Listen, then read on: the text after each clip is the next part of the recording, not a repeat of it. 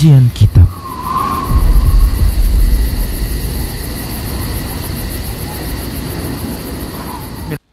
Bismillah, assalamualaikum warahmatullahi wabarakatuh.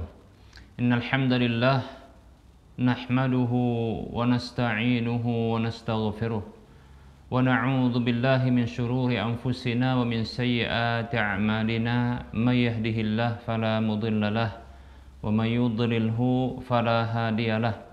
Wa asyhadu an la ilaha illallah wahdahu la syarika lah. Wa asyhadu anna Muhammadan abduhu wa rasuluhu sallallahu alaihi wasallam.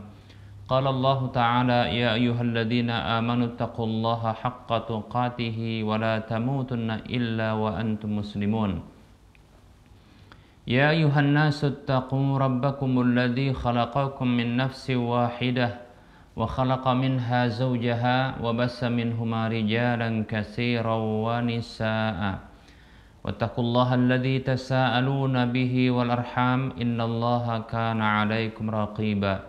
Ya ayyuhalladzina amanu taqullaha wa qulu qawlan sadida yuslih lakum a'malakum wa yaghfir lakum dhunubakum wa may yuti'illaha wa rasulahu faqad faza fawzan 'azima. Amma ba'd. Fa inna asdaqal hadits kitabullah wa khairal huda huda Rasulillah sallallahu alaihi wasallam. Wa syarrul umuri muhdatsatuha wa kullu muhdatsatin bid'ah wa kullu bid'atin dhalalah wa kullu dhalalatin finnar. Para pemirsa Rosyad TV dan para pendengar radio Medan Mengaji serta para pemirsa media sunnah yang turut serta menyiarkan kajian ini. Di waktu yang singkat ini kita akan menyelesaikan pembahasan tentang zakat hewan ternak. Zakat hewan ternak yang syaratnya sudah kita sebutkan pada pertemuan-pertemuan terdahulu. Itu ada 3. Yang pertama adalah sudah sampai nisabnya, kemudian nisab tersebut itu bertahan 1 tahun, ya, nisab atau lebih, ya, itu sudah bertahan 1 tahun, kemudian hewan-hewan tersebut digembalakan. Baik para hamba Allah rahimani warahmatullah. Nah, apabila sudah jatuh tempo wajib zakat pada hewan ternak itu, ya, pada pertemuan yang lalu sudah kita bahas, ya, karakter dari hewan tersebut haruslah pertengahan, di mana tidak boleh bagi penarik zakat untuk mengambil yang terbaik dan tidak boleh bagi orang yang wajib zakat untuk memberikan yang buruk. Demikian. Baik, ini sudah kita jelaskan pada pertemuan yang lalu. Nah, berikut ini kita akan sempurnakan sedikit pembahasannya di waktu yang sedikit ini, ya. Para hamba Allah rahimani warahmatullah, ada permasalahan yang dibahas di dalam zakat hewan ternak ini. Apakah pembayaran zakat tersebut itu harus wajib, ya, pada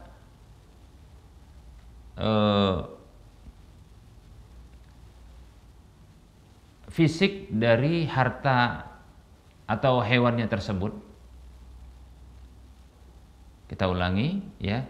Apakah kewajiban zakat itu diberlakukan pada fisik hewan yang sudah masuk nisabnya tersebut, ya, dan sudah bertahan 1 tahun dan memang sudah terpenuhi juga, dia sudah digembalakan. Nah, itu kewajibannya itu pada hewan yang ada ataukah berikutnya dalam tanggungan? Baik, kita akan sebutkan dulu perbedaan pendapatnya. Para ulama di sini berbeda pendapat menjadi 2. Pendapat yang pertama, pendapat jumhur ulama yang mengatakan bahwasanya kewajiban zakat itu adalah pada fisik bendanya, pada fisik hartanya. Kita ulangi, pada fisik harta yang ada. Itu hewan yang ada itu, ya. Nah, dari sini maka dari pendapat jumhur ini maka, ya, ada muncul beberapa hal. Pertama, apabila setelah tiba waktu wajib zakat, lalu terjadi bencana pada hewan tersebut. Contoh ya. Ada kandang hewan itu dibuat di satu tempat dari lahan sang pemilik, ya. Nah, kemudian ya ini sering digembalakan di sekitar tanah wilayah yang ada di situ, ya. Nah, jumlah katakanlah ini kambing, ya. Jumlah kambing ya, ini sudah sampai ya 100 ekor. Berarti kewajiban zakatnya adalah satu. Ya. Oh, atau kita katakan tidak usah saat ini ya, supaya mudahnya adalah 40 ekor saja dulu ya. Karena mungkin dia baru merintis nih, 40 ekor. Ya. 40 ekor kambing. Nah, atau kita katakan ini sudah 50 ekor. Kita ulangi ya. Jadi ada seseorang yang memiliki, ya dia seorang peternak yang mengembalakan hewan ternaknya berupa kambing, ya ini baru memulai bisnis itu sekitar 50 ekor di satu tempat di lahannya. Baik. Nah ini sudah bertahan 1 tahun, berarti ada kewajiban zakat membayar 1 kambing. Begitu ya, bisa dipahami ya. Nah ini sudah waktunya bayar zakat. Hanya saja terjadi kerusakan atau terjadi kerugian pada hewan kambing tersebut. Contoh, ternyata ya tempat yang dijadikan kandang itu, di situ ada kambingnya, itu banjir, mengalami banjir, ya sampai tenggelamlah, ya bahkan terseret air itu kambing-kambing, lalu ternyata didapatkan ya kambing-kambingnya itu pada mati. Ya, maka di sini menurut pendapat ini, karena berpendapat kewajiban zakat itu ada pada fisik hartanya, maka gugurlah kewajiban zakat itu ya dari orang tersebut dengan rusak dan hilangnya, hancurnya harta tersebut atau hewan ternak tersebut. Nah ini pendapat yang pertama, ya.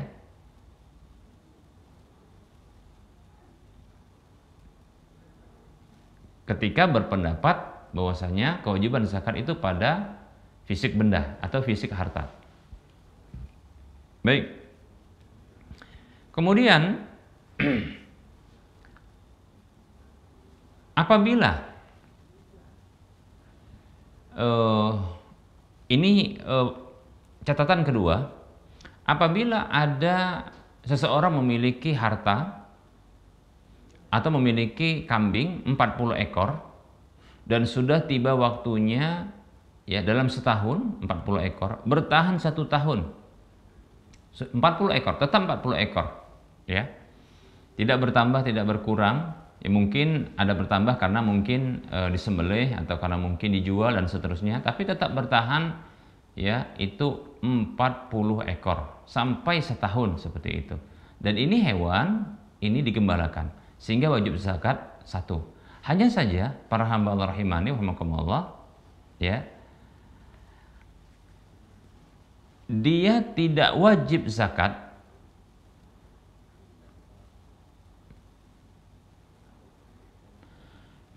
di akhir haulnya ya, bila dia hanya masih punya 40 ekor saja. Kalau sampai akhir haulnya ya, di akhir haul dia masih punya 40 ekor, tidak bertambah dari 40 ekor. Kenapa? Mungkin kalau di awal haul begitu dia lahir, mungkin ada induk yang disembelih, ada induk yang dijual, begitu ya. Sehingga bertahan terus sampai 40 ekor. Sampai ini ya di akhir haul, tiba waktu jatuh tempo 40. Jatuh tempo setahun cuma tersisa 40 saja. Memang jumlah 40 ekor kambing itu kewajiban zakatnya 1 ekor kambing. Hanya saja karena jumhur ulama ini berpendapat bahwa kewajiban zakat itu pada fisik dari harta. Sehingga apabila diambil 1 untuk dikeluarkan, tersisa 39 ini tidak wajib zakat. Nah, barangkali bisa dipahami ya. Nah, sehingga yang harus dipahami dari pendapat jumhur ini, ya, mereka berpendapat wajib zakat kalau dia jumlahnya 40, ya, apabila ini adalah kambing, maka dia di akhir haul begitu jatuh tempo itu harus jumlahnya 41 kambing baru bisa ada kewajiban zakat. Demikian. Seperti itu. Karena mereka berpendapat kewajiban zakat itu berlaku pada fisik hewan yang ada ketika itu, bukan dalam tanggungan. Nah, barangkali bisa dipahami pendapat jumhur ini. Baik, adapun pendapat yang kedua itu pendapat ulama mazhab Hambali, dan ini pendapat Ibnu Hazm mazhab Zahiri. Dalam kasus yang kita sebutkan yang pertama tadi, ya, apabila contoh sudah tiba waktu wajib zakatnya, karena sudah 1 tahun, jumlahnya nisabnya sudah masuk dan itu bertahan 1 tahun, kemudian digembalakan, ya. Nah, ternyata dalam kasus contoh tadi, orang yang dia meletakkan hewan kambingnya yang berjumlah sekitar 50 ekor itu satu wilayah, ternyata ya mendapatkan banjir bandang. Semua atau sebagian besar dari kambingnya itu tenggelam karena banjir. Tapi sudah wajib zakat. Maka menurut pendapat ini zakatnya masih berlaku. Dia wajib keluarkan zakat. Apa alasannya? Karena alasannya para hamba Allah rahimani wa rahimakumullah, kewajiban zakat itu adalah pada tanggungannya, bukan pada fisik harta atau hewan yang ada. Seperti itu. Harus dibedakan, ya. Inilah makanya menjadi titik poin perbedaan antara pendapat jumhur ulama dengan pendapat mazhab Hambali, Ibnu Hazm dan Ibnu Hazm, ya. Jadi kalau dalam kasus ini contoh nih, ya, ada 50 ekor kambing, ya, awalnya 40, rupanya di akhir tahun itu jadi 50. Tentunya kan ada ini masuk dalam nisab, sudah wajib zakat. Hanya saja wilayah tempat kandang dari hewan kambing itu dihantam banjir, sehingga ada yang mati, sebagian besar mati, ya. Tersisa sedikit saja. Nah, menurut jumhur ulama tidak wajib zakat. Kenapa? Karena kewajiban zakat itu pada fisik harta, yaitu hewan ini. Sementara ketika wajib zakat, hewan sudah tidak ada. Demikian. Sehingga gugur kewajiban zakat. Adapun mazhab Hambali dan Ibnu Hazm berpendapat bahwasanya wajib zakat dalam tanggungan dia, ya. Artinya salah siapa tidak mengeluarkan zakat waktu jatuh temponya, begitu dia hilang ditanggung kewajibannya. Itu menurut pendapat, ya, mazhab Hambali dan Ibnu Hazm. Beda pendapat. Untuk kasus yang kita sebutkan tadi, ya, untuk kasus yang kita sebutkan tadi, ada orang yang dia punya kambing 40 ekor, maka begitu dia 40 ekor itu dihitung awal haul, ya. Kemudian di akhir haul, ya, di akhir haul,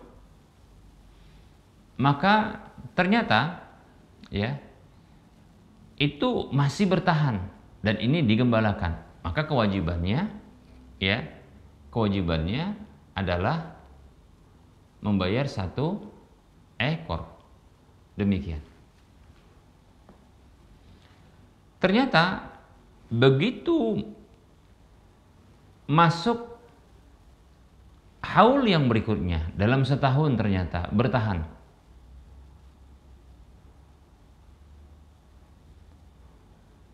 Ini 40 ekor. Maka menurut jumhur ulama tidak ada kewajibannya sedikit pun pada hartanya, harta orang seperti ini. Kenapa? Karena jumlah 40, begitu 40 ekor kambing di akhir haul, ketika dikeluarkan 1 maka berkurang dari 40 menjadi 39. Sementara jumlah 39 ini bukanlah ya jumlah yang wajib zakat. Demikian. Kenapa? Karena jumhur berpendapat kewajiban zakat itu pada fisik hewannya. Begitu diambil, dikurangi, maka berkurang dari kewajiban zakat. Maka ini tidak wajib zakat. Sementara pendapat ya mazhab Hambali dan Ibnu Hazm ini ada kewajiban zakat. Kewajiban zakatnya bukan pada hewan itu.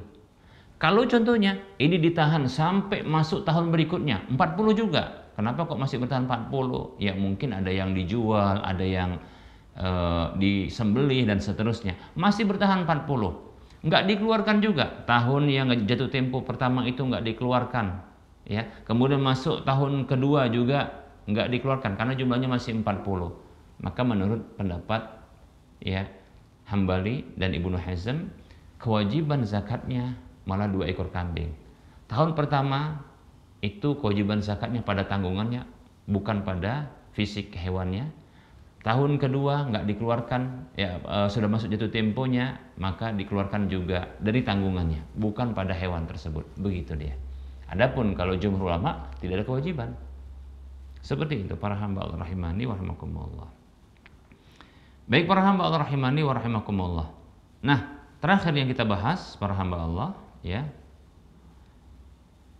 Apabila hewan tersebut ya berkumpul padanya hewan ini pada satu kandang dan ini dimiliki oleh 2 orang. Contohnya abang beradik yang mereka ini ya atau orang lain kita katakan mereka ini bergabung ya dalam pemeliharaan. Ya. Para hamba Allah rahimani wa rahimakumullah, maka berlaku hadis Nabi sallallahu alaihi wasallam la yujma' baina mutafarriqin wala yufarraq baina mujtami'in khasyata sadaqah. Ya, wa ma kana min khalitaini fa innahuma yataraja'ani bainahuma bisawiyah. Ini hadis dikeluarkan oleh Imam Bukhari, Ibnu Majah, ya. Dan yang lainnya. Kata Nabi sallallahu alaihi wasallam tidak boleh digabungkan antara hewan yang berpisah dan tidak boleh dipisahkan antara hewan-hewan yang bergabung karena takut zakat. Demikian. Apa saja yang sudah tergabung dari 2 orang ya, maka keduanya itu kembali kewajiban itu diantar dengan rata, dengan sama. Jadi begini. Kalau memang ya dalam satu kandang memang sudah disepakati untuk digabungkan karena mereka mungkin kerjasama begitu ya. Maka kalau sudah digabungkan seperti ini, maka tidak boleh dipisahkan karena takut zakat. Contoh, ya. 2 orang, abang adik punya 20 ekor kambing, 20 ekor kambing, lalu digabungkan. Karena supaya mudah dalam nanti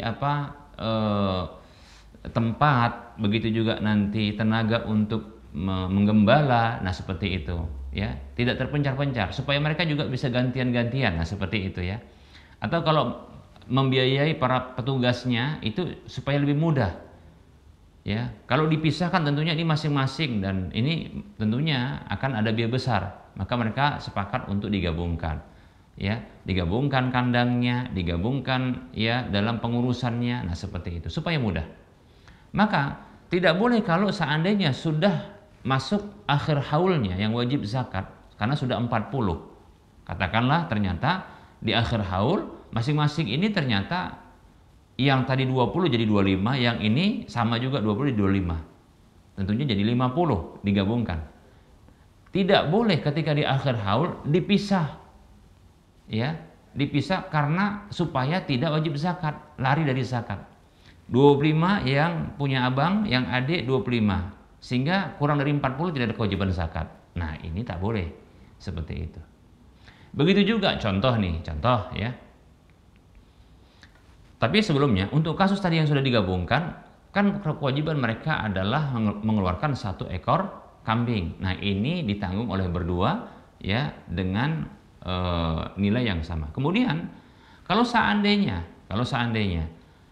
kambing tersebut ya masing-masing contohnya punya kandang sendiri. Ini abang punya kandang sendiri, ini adik punya kandang sendiri. Demikian, ya. Nah, seperti itu. Nah, Ternyata jumlah mereka ini ya di awal haul itu 40, masing-masing sudah masuk haulnya 40, nisabnya sudah masuk nih. Di akhir haul ternyata jadi 50, sudah setahun 50. Lalu mereka sepakat, ya, gimana kalau kita gabungkan saja kambing-kambing kita ini. Digabungkan jadi 100 kan kewajibannya cuma satu. Tapi kalau dipisah, ini masing-masing kita keluar satu. Karena di atas 40 sudah, kan begitu. Lalu digabungkan oleh mereka karena ya supaya nggak kena beban zakat yang berlebih. Tidak boleh. Kewajiban mereka karena sudah memang dipisah tadi, satu kambing. Nggak boleh digabungkan ya supaya nanti yang keluar cuma satu kambing saja. Kemudian nanti mereka ya hemat satu kambing. Maka yang seperti ini tidak dibenarkan ya. Wallahu ta'ala alam. Baik para hamba Allah rahimani wa rahimakumullah, barangkali ini yang bisa kita sampaikan. Insyaallah ta'ala kita akan lanjutkan pada pertemuan yang akan datang membahas tentang zakat pertanian dan buah-buahan. Semoga yang sedikit ini bermanfaat. Tentunya dalam penyampaian ini banyak kekurangan dan kesalahan. Kepada Allah saya mohon ampun, dan kepada para pemirsa dan para pendengar sekalian saya mohon maaf. Sebelum kita mengakhiri perjumpaan, ayo kita berdonasi bangun Masjid Al-Muwahhidin yang saat ini ya dalam proses pembangunan, dan masjidnya sudah digunakan untuk kajian dan tentunya salat 5 waktu. Bagi yang pengen dapat sebuah rumah di surga dan yang pengen punya pahala minimalnya 700 kali lipatnya, dan ini akan terus mengalir pahalanya, yuk transfer ke nomor rekening BSI Bank Syariah Indonesia di nomor 5544332278 atas nama Yayasan Cahaya Tauhid Medan. Semoga Anda termotivasi dan semoga bermanfaat. Mohon maaf atas segala kekurangan. Kita ketemu lagi di lain kesempatan. Sallallahu alaihi Muhammad wa ala alihi wa sahbihi ajma'in. Subhanakallahumma wa bihamdika asyhadu an la ilaha illa anta astaghfiruka wa atubu ilaika walhamdulillahi rabbil alamin. Assalamualaikum warahmatullahi wabarakatuh.